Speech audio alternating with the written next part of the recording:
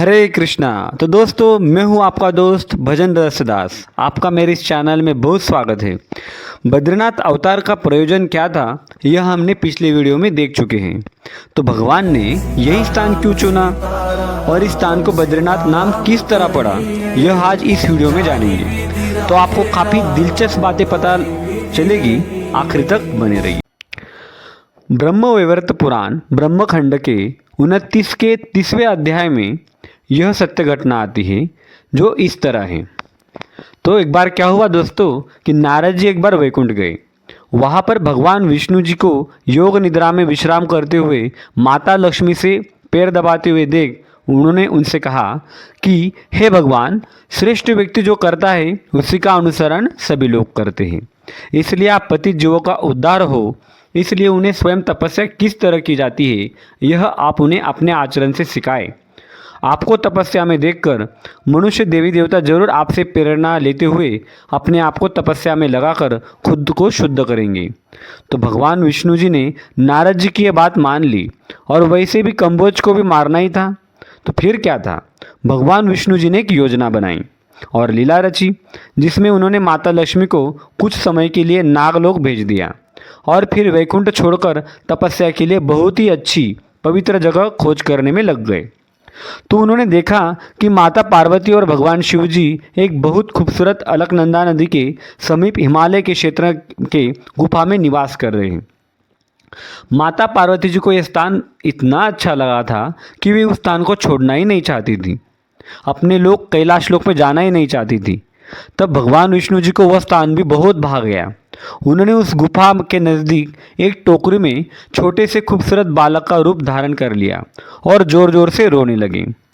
तब माता पार्वती और शिवजी गुफा से बाहर आकर उन्होंने उस सुंदर बालक को देखा और उसे वे देख दोनों ही मोहित हो गए। माता पार्वती जी का मातृ हृदय जाग उठा।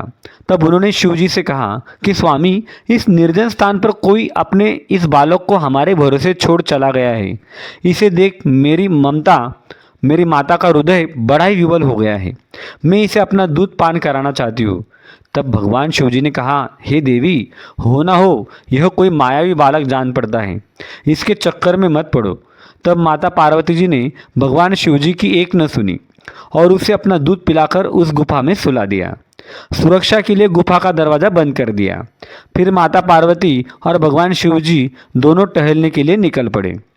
फिर वापस आते हुए देखते हैं कि दरवाज़ा तो खुल ही नहीं रहा। फिर अंदर से आवाज़ आती है कि माता पार्वती जी और भगवान शिव जी, आप दोनों से मेरी विनती है कि इस स्थान को आप मेरे तपस्या के लिए छोड़ दीजिए। आप केदार पर्वत के पास में जाकर रहिए और मेरे इस धाम यानी बद्रीनाथ की रक्षा करें। अब जब यह सुना तो भगवान शिव जी जोर जोर से हंसने लगे और पार्वती जी से कहा, देवी, मैंने कहा था ना, यह कोई साधारण बालक नहीं है, बल्कि ये मेरे आराध्य भगवान विष्णु हैं। तब से भगवान विष्णु जी आज भी नारायण के रूप में बद्रीनाथ में तपस्या कर रहे हैं और भगवान शिव जी केदारनाथ के रूप में इस बद्रीनाथ धाम की रक्षा करते हैं। तो दोस्तों, हमने देखा कि भगवान विष्णु जी ने बद्रीनाथ धाम को किस तरह चुना। तो अभी चलते हैं कि इस धाम को बद्रीनाथ नाम कैसे पड़ा। तो यह कथा है पत्नी के अपने पति की प्रति निस्वार्थ प्रेम, त्याग, समर्पण और सेवा भाव को दर्शाती है, जो आपको दिल को छू लेगी। बद्रीनाथ धाम आपको कभी भी जाने का सुअवसर प्राप्त हो तो इस कथा को जरूर याद कर लीजिएगा। वह कथा इस तरह है, भगवान नारायण और नर जब हिमालय की कड़क ठंड में कठोर तपस्या करने लगे और सारी बर्फ़ की चादर उनके ऊपर जमने लगी, तो माता लक्ष्मी जी को रहा नहीं गया। माता लक्ष्मी जी को अपने स्वामी बर्फ़ की चादर में कहीं ढक न जाए, इसलिए अपने आप को विशाल बद्री वृक्ष का रूप लेकर वह सारी बर्फ़ अपने ऊपर लेने लगी और इस बद्री वृक्ष के छाँव में भगवान बद्री और नारायण कठोर तपस्या करने लगे। और इसी के साथ माता लक्ष्मी जी भी इतनी कड़ाके की ठंड सहते हुए अपनी पति की तपस्या पूरी होने का इंतजार करने लगी, वे भी हजारों सालों तक। जब भगवान नारायण जी की तपस्या पूरी हुई तो उन्होंने देखा कि सारा बद्रीनाथ का परिसर बर्फ की चादर में समा गया है। केवल यह बद्री का वृक्ष होने के कारण हम सब बर्फ में समा नहीं पाए और उन्होंने उस वृक्ष को देखा तो वे समझ गए कि यह दूसरी कोई नहीं और मेरी पत्नी लक्ष्मी जी हैं। तब भगवान नारायण जी ने कहा कि देवी, वैसे तो भगवान होने के कारण मुझे कोई भौतिक स्थिति यानी कि ठंडी गर्मी प्रभावित नहीं कर सकती, लेकिन तुम्हारा यह निस्वार्थ प्रेम भाव देखकर मैं बड़ा प्रसन्न हूँ। तुमने साड़ी के पल्लू की तरह अपने आप को यहाँ पर विशालकाय बर्फ में मेरे लिए हजारों वर्षों तक बर्दाश्त किए। यह तुम्हारा मेरे प्रति निस्वार्थ प्रेम भाव को दर्शाता है।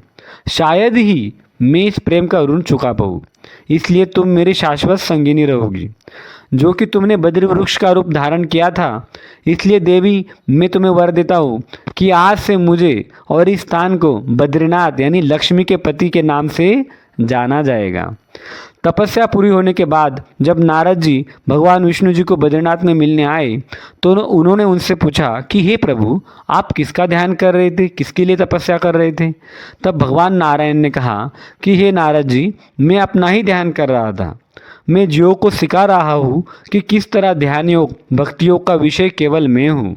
मेरा ध्यान और भक्ति कैसे करे, यह इस नर नारायण अवतार यानी बद्रीनाथ के अवतार में मैंने जीवों को सिखाया। बद्री वृक्ष ने विशाल रूप धारण किया था, इसलिए भगवान बद्री को बद्री विशाल के नाम से जाना जाता है। संसारी नास्तिक लोग इस निस्वार्थ प्रेम भाव को कभी नहीं समझ सकते।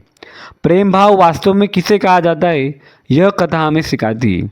उम्मीद करता हूँ दोस्तों आज के लिए इतना ही।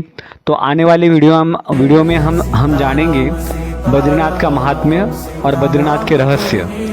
तो हमेशा जप करें हरे कृष्णा कृष्ण कृष्ण हरे हरे, हरे राम राम राम हरे हरे, और खुश रहे।